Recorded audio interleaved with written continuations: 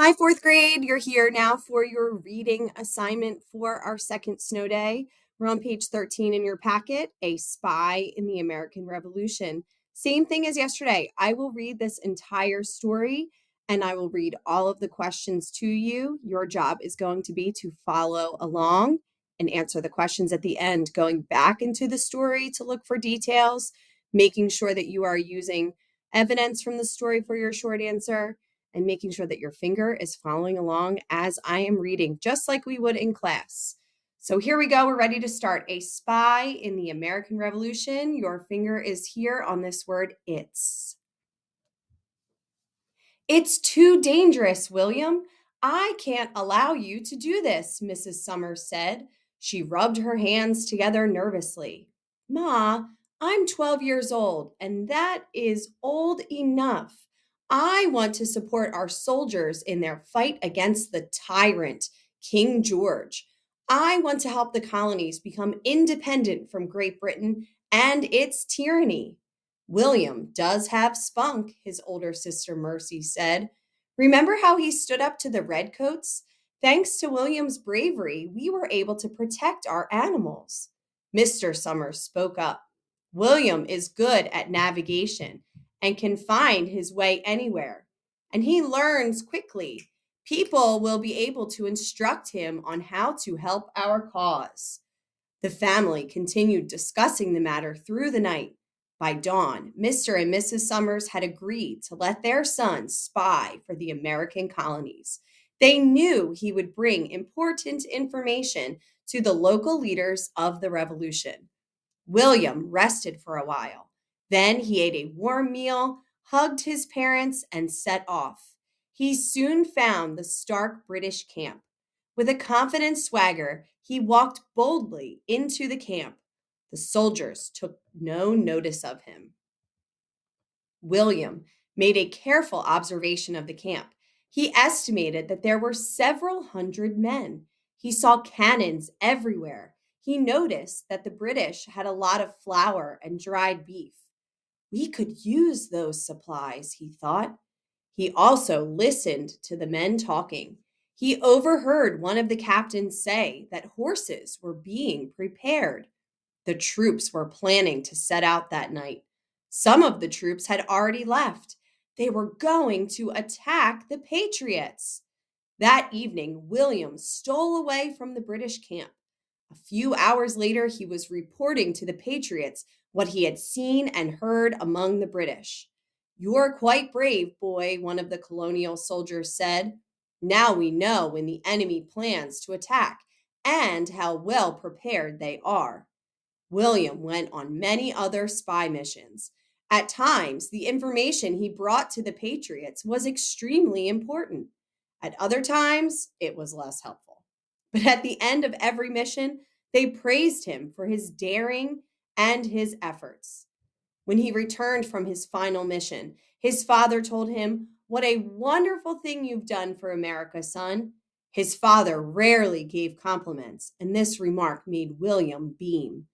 A few years later, after the Patriots had won their cause, the governor of New Jersey gave William a medal for his work as a spy.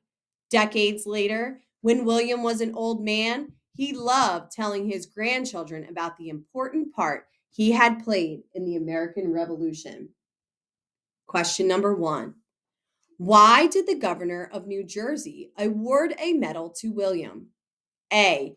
William overheard the captain say that horses had been prepared. B. William walked with a confident swagger to the British camp. C. William was a daring spy who helped the American colonies. And D. William had great memories about his role in the Revolution. Question 2. What is the most likely reason that William is able to gather so much information? F.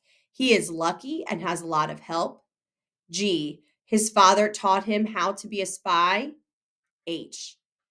The British soldiers want to brag about their plans to him. J. The British soldiers do not notice him because he is young. Number 3, up here at the top. All of the other family members, or all of the other members of William's family, are A, loyal to the colonies, B, not sure William is old enough to be a spy, C, secretly supporting the British in the war, or D, working as spies for the Patriots. Number 4. How does William know his father is proud of him? F. He gives William a Medal of Honor. G. He offers to pay William for his services. H. He praises William for a job well done. J. He asks the soldiers if William can keep spying. Number 5. Which word from the story is in the same word family as tyrant in paragraph 2? A. Troops. B. Tyranny. C. Matter. D. Daring. Number 6. In paragraph 4, the word instruct means F. Watch. G. Advise. C. Correct.